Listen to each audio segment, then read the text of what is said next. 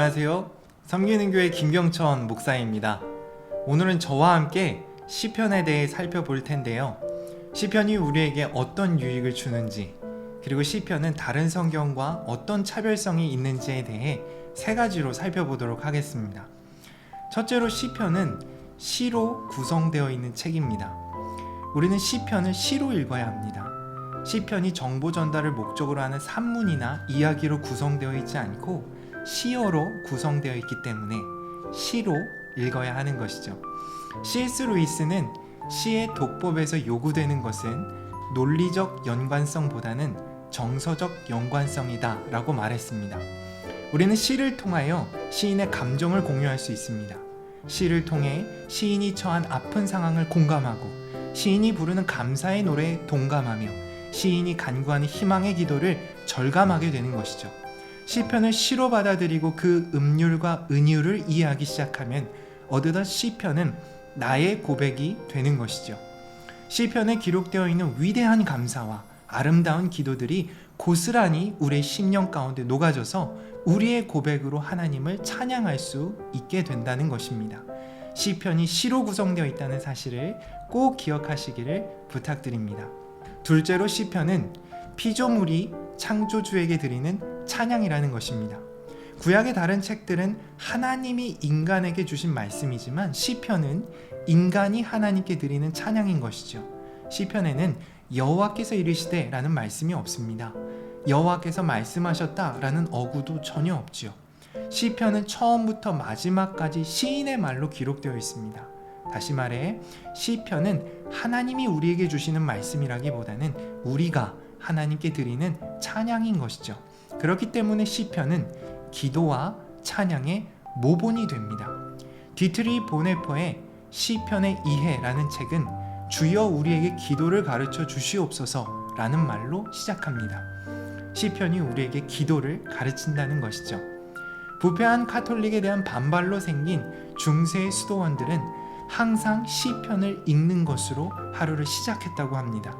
특별히 베네딕트 수도원은 매일 시편을 읽는 것이 의무였습니다. 온전한 기도 생활을 위해 필수적으로 시편을 읽었다는 것이죠. 그뿐입니까? 예수님께서도 시편을 기도의 모본으로 삼으셨습니다. 예수님께서 십자가에 달려 돌아가실 때 엘리 엘리 라마 사박다니 라고 말씀하셨죠.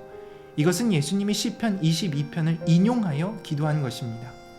예수님이 하나님께 드린 최후의 기도가 바로 시편의 기도인 것이죠. 기도의 지경을 넓히기 원하시나요? 나의 언어가 아닌 예수님의 언어로 기도하기 원하십니까? 기도의 모본이 되는 시편을 통해 온전한 기도를 하나님께 올려드리는 우리 모두 되기를 원합니다. 마지막으로, 시편이 갖는 중요한 유익은 시편을 통해 왕 대신 예수님에 대해 더욱 깊이 묵상할 수 있다는 것입니다. 시편에는 제왕시라는 장르가 있습니다. 제왕시란 왕에 대한 찬송으로 왕이 등극할 때 부르는 노래로 알려져 있고, 그 주제는 주로 다윗 왕조의 영원함입니다. 그러나 아시다시피 다윗 왕조는 영원하지 않았지요. 다윗 왕조는 바벨론에 의해 멸망하고 말았습니다.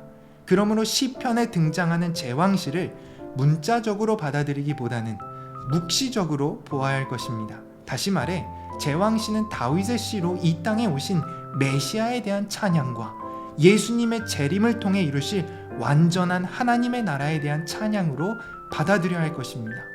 누가복음 24장 44절 말씀을 보면 예수님께서 부활하신 후 자신의 메시아 되심이 모세의 율법과 선지자의 글, 그리고 시편에 기록되어 있다고 제자들에게 증언하셨습니다.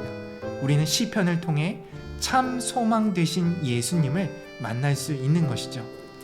시편에 대한 소개를 마무리하겠습니다. 아우슈비츠 가스실에서 수많은 유대인들이 나치에 의해 학살당했습니다. 참으로 끔찍하고 참혹한 학살이었죠.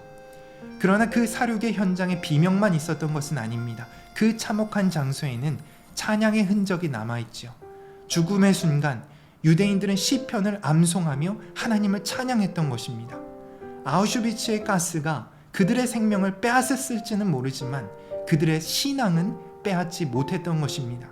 시편의 찬양은 탄식을 감사로 바꾸는 놀라운 힘이 있던 것이죠. 오늘부터 시편이 시작됩니다. 하루하루 나의 고백으로 시편을 낭송해 보는 것은 어떨까요? 시편을 낭송하는 모든 분들께 탄식이 변하여 찬송이 되는 은혜를 하나님께서 부어주실 줄 믿습니다. 감사합니다.